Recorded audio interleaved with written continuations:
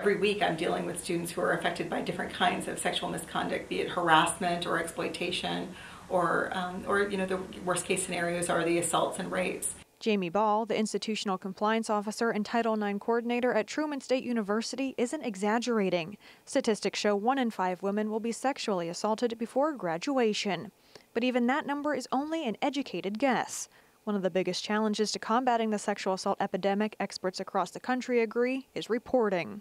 The National Sexual Violence Resource Center estimates that 63% of sexual assaults are not reported to police. And after an announcement by Education Secretary Betsy DeVos on Friday, advocates say it could discourage reporting even more.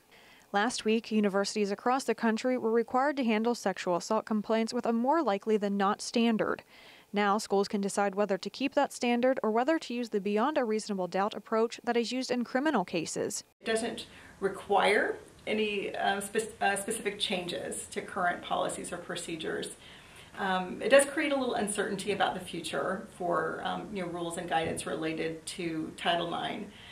So I think the next year is going to be pretty interesting, but for now, it's kind of a wait-and-see situation. Ball adds that students at Truman should know that the policies they have become accustomed to are not changing. Here at Truman, we do follow the preponderance of the evidence standard when adjudicating cases involving sexual misconduct allegations. Senator Claire McCaskill's office told us they're pleased Truman won't be changing its standard.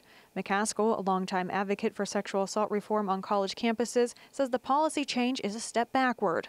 She said, quote, "Secretary DeVos has taken the progress we've made protecting survivors and making our campuses safer and thrown that progress into chaos," end quote. Some say students may now be more hesitant to report an incident that happened on campus. However, school officials say they hope that is not the case. I do think that this change in the language, the conversation regarding Title IX, can have that an unintended, hopefully, impact of discouraging reporting. But here at Truman, because our policies are not changing, I'm hoping that we can get the message out that nothing is changing in our policies and our procedures, and that all of the protections that were in place last week are still in place today.